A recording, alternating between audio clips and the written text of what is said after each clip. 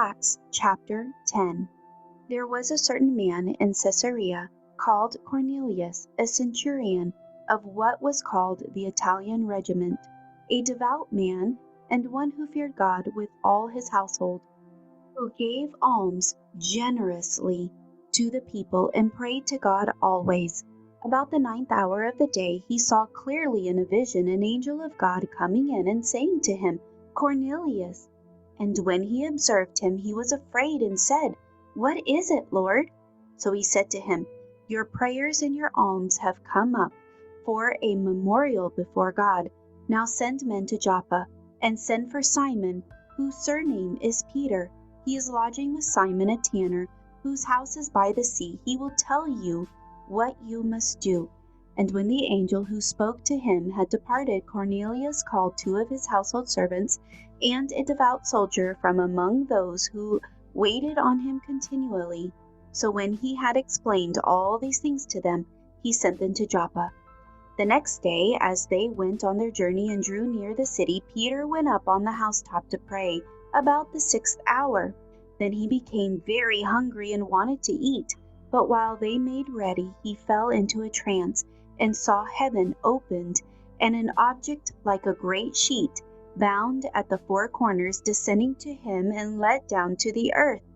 In it were all kinds of 4-footed animals of the earth, wild beasts, creeping things, and birds of the air. And a voice came to him, "Rise, Peter, kill and eat."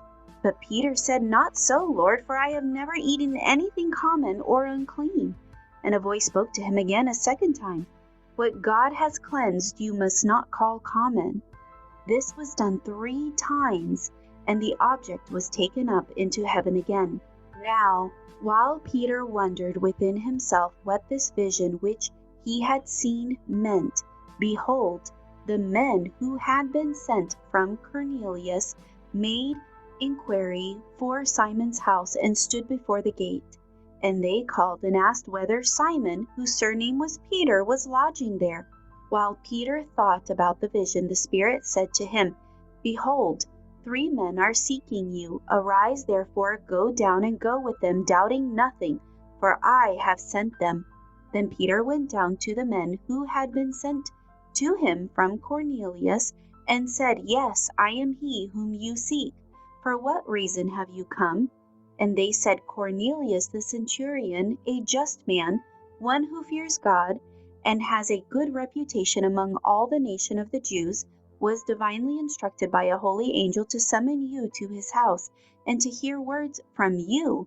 Then he invited them in and lodged them. On the next day Peter went away with them, and some brethren from Joppa accompanied him. And the following day they entered Caesarea. Now Cornelius was waiting for them, and had called together his relatives and close friends.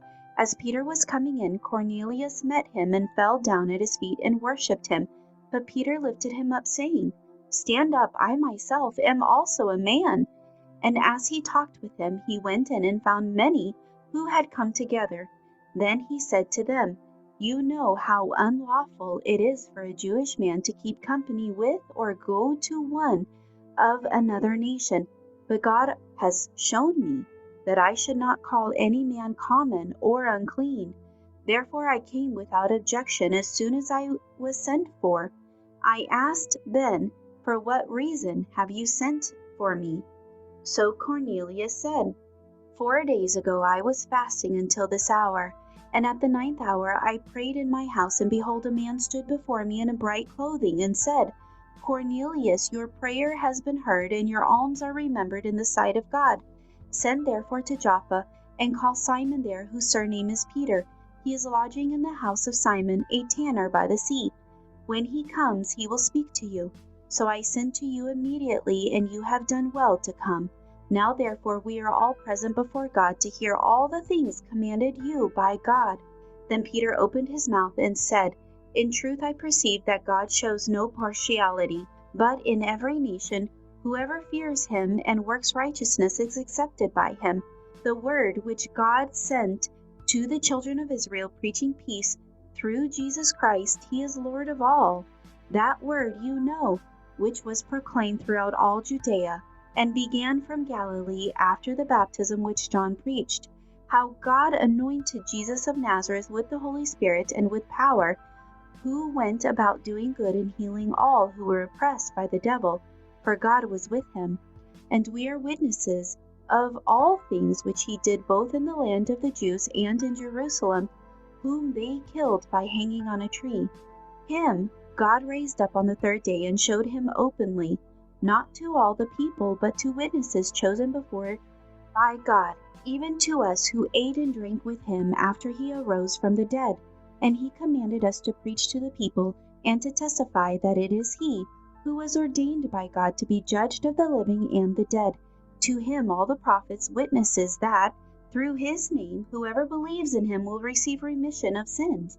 While Peter was still speaking these words, the Holy Spirit fell upon all those who heard the word.